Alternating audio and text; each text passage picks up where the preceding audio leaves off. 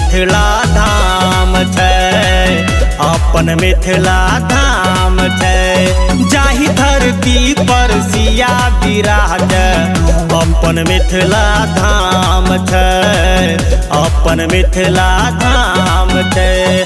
सात द्वीप नवखंड जनै छै, सबसे सुंदर धाम छै।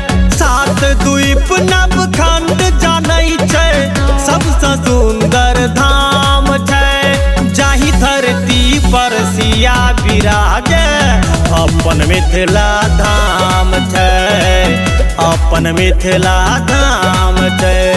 जाहि धरती पर सिया विराजे, अपन मिथिला धाम छै, अपन मिथिला धाम छै।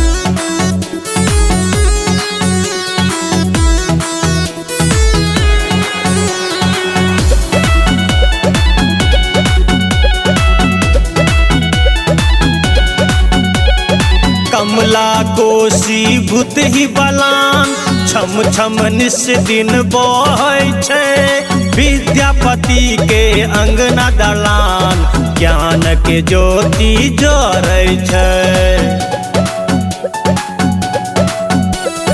कमला कोसी भूत ही बलान, छम छम निस दिन बहै छै। विद्यापति के अंगना दलान, ज्ञानक ज्योति जरै छै।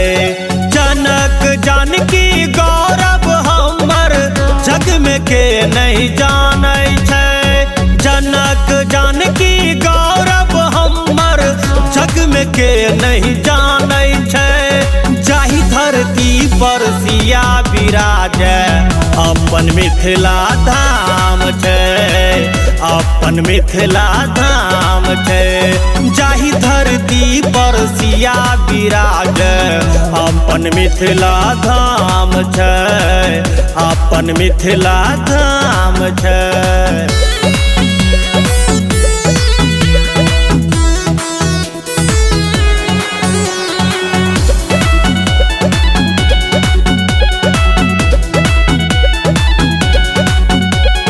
सामा चकेबा झिझिया झरनी, सुंदर रूप सजौने छै। भोर पराती सगरो गूंजे, सुगा वेद पढ़ै छै।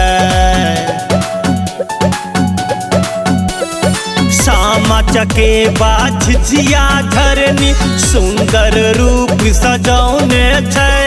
भोर पराती सगरो गूंजे, सुगा वेद पढ़ै छै। सोहर लगनी जटा जटिन के, दादी नानी गाबै छै। सोहर लगनी जटा जटिन के, दादी नानी गाबै छै। जाहि धरती पर सिया विराजे, अपन मिथिला धाम छै, अपन मिथिला धाम छै।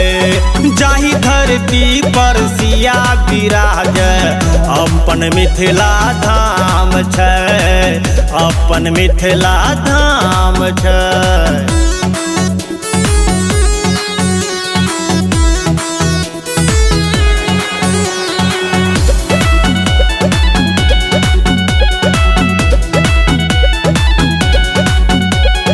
उगना महादेव चाकर बनला, प्रभु राम जमाई जी।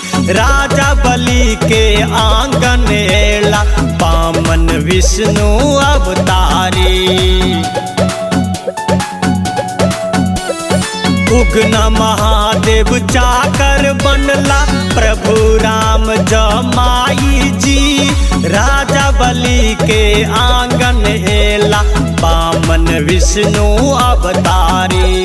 नंद बिहारी गावे मिथिला वर्णन, सुंदर मिथिला धाम छै। नंद बिहारी गावे मिथिला वर्णन, सुंदर मिथिला धाम छै। जाहि धरती पर सिया विराज अपन मिथिला धाम छै, अपन मिथिला धाम छै। जाहि धरती पर सिया विराज अपन मिथिला धाम छै, अपन मिथिला धाम छै।